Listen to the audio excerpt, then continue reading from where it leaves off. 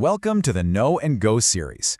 Today we're diving into a mystery that affects every single one of us, every day, our weather. You ever just look up at the clouds and think, how did all that water get up there? Or, why you need a winter coat in one place, but it's t-shirt weather somewhere else on the very same day? Well, the answer isn't just in the sky. It's actually in this massive engine that covers most of our planet. You guessed it, it's the ocean. It's basically the main character in our planet's weather story. It's this powerful driving force behind everything from a little bit of rain to the climate of a whole continent. Okay, so let's get into our first big idea. I want you to stop thinking of the ocean as just a big body of water and start thinking of it more like a giant rechargeable battery for the Earth. Yeah, seriously. It's getting charged up by the sun all the time. The surface of the ocean, especially around the equator where it's super warm, is just soaking up a massive amount of solar energy day in and day out. So how does this battery actually work? Well, it's pretty simple. The sun shines down, right?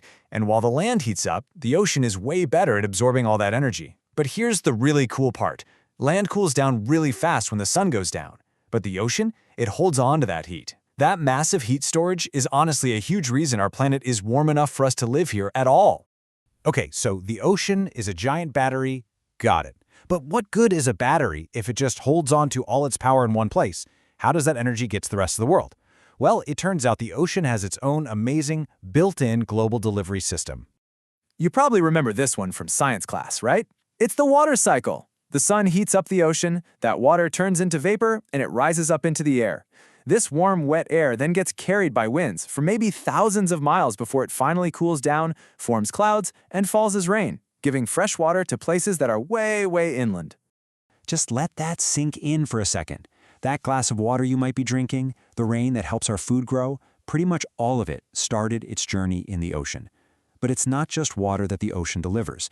It also moves all that heat energy we were talking about, and it does it using something really incredible. See, the ocean isn't just a big, still pool of water. No way. It's always moving. These massive movements are called currents, and the best way to picture them is like giant, invisible rivers flowing right through the sea. Some are warm, some are cold, and they're all circling the globe. And this next idea? It is a total game changer for understanding weather. All these currents, they work together just like a giant conveyor belt, and its job is to move heat all around the planet, 24/7. It's this perfect balancing act. This conveyor belt carries warm water from the hot equator up towards the chilly poles, kind of like a hot water bottle for the colder parts of the planet. And then it brings cold water from the poles back down to the tropics to help cool things off. This constant circulation is what keeps Earth's climate regulated. But what if that system broke down? I mean, let's just imagine for a moment that this giant ocean-powered conveyor belt just stopped working. Seriously, think about it for a second. If all that heat wasn't being moved from the hot spots to the cold spots, what kind of planet would we be living on? Well, the results would be pretty disastrous. The tropics would get scorching hot, just unbearably hot, and places near the poles would become frigid and totally locked in ice.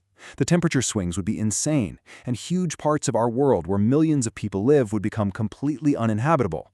The bottom line is, this system is absolutely essential for life as we know it. So I know this all sounds like this huge global scale stuff, right? But it actually connects directly back to you no matter how far from the coast you live. All right, so let's do a quick recap of the ocean's 3 mega jobs. Number 1, it's our planet's solar battery, storing up the sun's heat. Number 2, it's the source of our rain, distributing all that moisture life on land needs to survive. And number 3, it's Earth's thermostat, using that incredible conveyor belt to keep our temperatures from going totally haywire. So the next time you feel a cool breeze or the sun on your skin, just remember that there's this massive hidden engine out there, working tirelessly. It's amazing to think that you're connected to the deep blue sea in so many ways you might not even realize. Thank you for listening to this Know and Go episode.